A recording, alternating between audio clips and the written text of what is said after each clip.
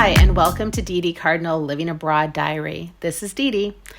I lived in Michigan and decided to move abroad to Portugal about 2.5, 3 years ago, and we are just going through my journey. You're following with me, and I'm so happy that you're here. Today, we're talking about how my life is different from the US to Portugal, and we're going to use 4 topics. These are the 4 that most people ask about. We're going to talk about housing, we're going to talk about friends, we're going to talk about the weather, and we're going to talk about traveling. So let's start with the house first. In Michigan, I lived in a 3-bedroom, 2-bath, hardwood floor, 1920s, curved entranceway, big backyard in a cute little neighborhood town close to a major university. We had the lovely yard and the lovely cut green grass with the hedges and just a beautiful little place. I bought the house as a single woman as a foreclosure and did so much work on it.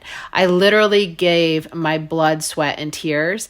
And at the end, it was really a home. It felt so much like me, as well as just felt so comfy and just, I was such a homebody that I wanted to stay in the house all the time. I just loved moving the furniture around, seeing the light kind of like come in different ways, relax, enjoy, read a book, and have friends over, which we'll talk about in a second. Fast forward to Portugal, my lifestyle is very different. I knew coming from being a homeowner that I did not want to make any of those decisions, especially the decisions that are already frustrating in the US. For example, hooking up Wi-Fi. So I knew that as soon as I was looking at apartments in Coimbra and also in Lisbon, that I wanted the rent to be fully inclusive of everything that was needed. So both apartments in Coimbra and outside of Lisbon, I paid rent and it paid for the rent,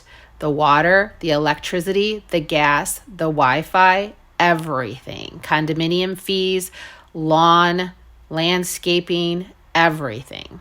And so it was a really nice, just breath of fresh air to just kind of walk in someplace. And it literally was brand new. In Coimbra, the day that I moved in, they were still putting together things. So they were still putting together the IKEA bookcase. I also decided to stay in a much, much, much smaller place. So in Coimbra, I literally had a room with a bathroom. I had a mini fridge and everything was within probably 30 square meters. And I did not have a lot of outdoor space, but we did have a little yard with some chairs that you could sit. Here now in the Lisbon area, because I live between Cascais and Lisbon, so if you're not familiar, Lisbon is the city, Cascais is about 20 kilometers, maybe 15 kilometers away, and it is much more known as a beach community. So now living in a beach community, my space is still small. I probably live in about 35 square meters. I have a full kitchen, but now I also have a front patio porch and a communal backyard as well as a veranda. When I decided to come to Lisbon, I knew I either had to pay twice as much money as I was paying before or live in a little bit older, a little bit needing work kind of an apartment. And I'm completely fine with that. Again, I don't want to do anything. I don't want to have any kind of responsibilities because I'm just trying to adjust to the language, the new culture, my move, everything that's happened that I didn't want all of the other things with having a home or an apartment to worry about. So that's a huge major difference, going from a 3-bedroom, 2-bath to literally living in the space of where the size of my living room. Like, imagine that. If you're in the US right now, just take your living room, which is probably like maybe 20 by 10 or 20 by 15 foot square, and putting a kitchen, a bedroom, and a bathroom in that. And you can kind of picture what I chose to live in. Of course, there are other apartments, and of course, there are luxury apartments that are 2 and 3 and 4 bedrooms, but they are going to be pretty equivalent to what you're going to pay in rent in the US. And so I just didn't want that. I had a lot of other goals that I wanted, and I was willing to live in a Portuguese neighborhood in a smaller area with a smaller refrigerator as long as everything was all included in the rent. Ever found yourself in a new city, desperately needing a place to work, but not knowing where to go? Well, that's where Croissant comes in, a co-working membership that gives you access to thousands of places around the world. I've used Croissant everywhere from Lisbon to Brussels to New York City, and even in Chicago during a tight 2-hour window where I needed a quick, quiet spot for a quick meeting. Whether you need a desk for focus work, a pod for private calls, or a meeting room, Croissant has you covered. Starting at €29 or $30 for 10 hours per month. Croissant's flexible plans are perfect for the on-the-go professional. Unused hours even roll over to the next month. Simply choose the location on your phone app, check in for instant access, and enjoy fast Wi-Fi, free coffee, and like-minded people. Use the code in my show notes to get $15 off your first month and never stress about where to work again. All right, now let's go to friends. Backing up a little bit to the house situation, when I lived in the Midwest, my friends came over all the time. They came over weekly, and I had a food club that was part of the meetup group, and I had thousands of people on this meetup, and every week we would do just the craziest kind of events and cookouts and tastings. And my home was definitely a hub for people. And I know, because so many people told me, that they felt so comfortable living, staying, that they didn't want to leave my house, that it was so spacious. I had furnished it just perfectly. As soon as they walked in, they felt comfortable. And I know part of that was me enjoying the place and also wanting to be a good hostess. But this house was special. And so I learned to really love inviting people over to the house. We had brunches, we had so many events. And from that, I got a core group of really strong friends. It was always so nice to meet friends of friends that I then became just as close of a friend to. So that was a huge difference compared to Portugal. I've only been here 2.5, 3 years, and I moved already. It's very difficult to try to make hardcore, strong friendships when that has happened in such a short period of time. And I know that. Fast forward to Portugal, I am actively looking for friends. I am looking for a friend set of 1 or 2 really solid friends that I feel really comfortable with and that I can expend my time on as well. So I do a lot of Women of Portugal meetings, meetups, Facebook group meetings, events, dance clubs, movies. I've done it all. And I continue to put myself out there to find a group of friends or a group of people that I feel the most comfortable with. Is it working? Yes. I have a regular weekly walk with a lot of ladies that are always kind of intermixed who comes.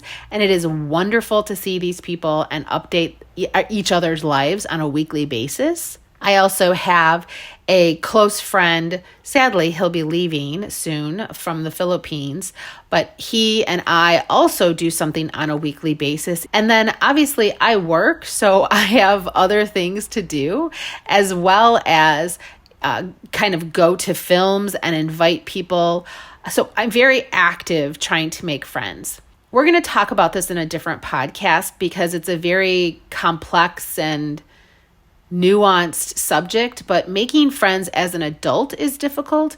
But also I feel that making friends in the expat community is also difficult. And one of the main reasons is that sometimes you feel like you're getting pigeonholed into English only, or people who are willing to only speak English until you learn the language better. And also I think that it's a transient type of community.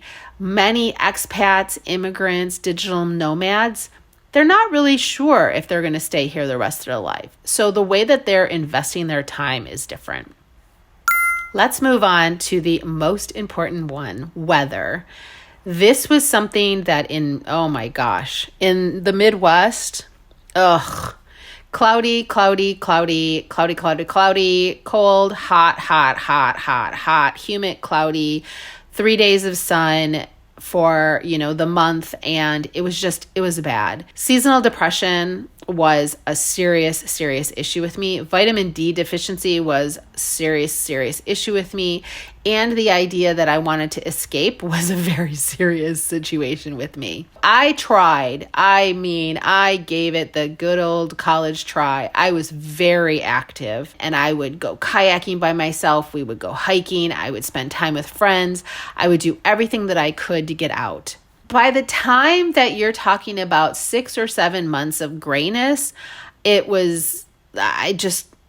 didn't realize how much the weather was affecting me until I got to Portugal. Well, Portugal, when I lived in the north, is rainy during the winter time and is gray. But there are definitely times when you have 3 or 4 days of rain, but the majority of the month, you can go outside and it's sunny. In Lisbon, it's even more sunny. We may have 6 days a month in the winter that it rains, or is kind of gray, but not the whole day and not for weeks on end. Once I got into Portugal, I realized right away, even when I traveled here, I knew that the weather was positively affecting me. I know that if it rains 3 days in the Lisbon area, that on the 4th day, you're going to see people at the beach. You're going to see people when it gets sunny looking like a cat, just like facing the sun, letting it warm them. And it's just a completely different lifestyle. The last is travel. Again, I lived in the Midwest, so I lived in Michigan, so there's not a lot of public transportation, and it was really hard to make a decision as to where you wanted to go. If you wanted to go someplace that you didn't want to spend days and days and days of driving your own car, then you would need to take a flight. But usually in the US, if you take a flight and it's not New York, Chicago, Boston, then you also have to rent a car at that end or be at the mercy of really bad public transportation, let's be honest. Versus if you took your car, now you're in your car, you're spending your time, you're spending your money on gas. Even if I drove 8 hours, I would still potentially just be in Michigan, up in the Upper Peninsula, or I may only be 2 states away in Kentucky, Tennessee. Now in Portugal, it's very different. For example, when I lived in Coimbra, I voted for one of the most beautiful cities to live in Portugal. How did I get there? I took my bus to a bus depot. I got on a Flixbus for round trip €6. I spent 45 minutes or an hour on the bus. Got off the bus, and right there was the city. I walked around, experienced the city, had lunch, walked around a little bit more, took a tour, and then got on the bus and came back home. The whole day cost me less than €20. Here's another example. I went to Seville, Spain for 3 days, Monday, Tuesday, Wednesday. This took me by plane. So the length of the time that it took me to go from my apartment on the metro and on the train to the airport, which is about an hour and 15 minutes because the airport is quite a ways north, I flew to southern Spain and it cost me €27 round trip. I then spent 2 days in a hostel and then saw this stunningly beautiful city with all of its history, had beautiful public transportation, easy to get on, easy to walk, easy to navigate, and then got back on the plane, flew into Lisbon, and came home. I probably spent about €200 for 3 days. And that was because I ate a lot of stuff. I bought shoes that were beautiful leather that were handmade for me. If I went 4.5 hours from Lisbon, I would be in Istanbul. So I can get anywhere in pretty much the EU, other than the Balkan states or Scandinavia, within 4 hours and have a completely different language, a completely different culture, completely different foods, When I went to Brussels this holiday, I decided that instead of flying out from Brussels, I would take the Eurostar to Paris. It cost me 29 euros. And then I was able to stay in a hostel for 2 nights in Paris and experience Paris for almost 3 days before I flew home. It's almost too difficult to get comfortable with to know that there are all these places that you can go to.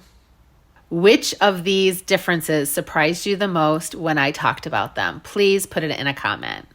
So if you're enjoying these podcasts, please subscribe and give it a rating. It's super, super helpful to kind of push it out to other people that might be interested. If you know somebody, please share the podcast as well. And if you have a question, leave me a comment. I will promise you I will answer it. Also, I'm on Substack, I'm on YouTube, and anywhere that you find podcasts. Until the next time, thank you for listening, and I appreciate you being here. Bye.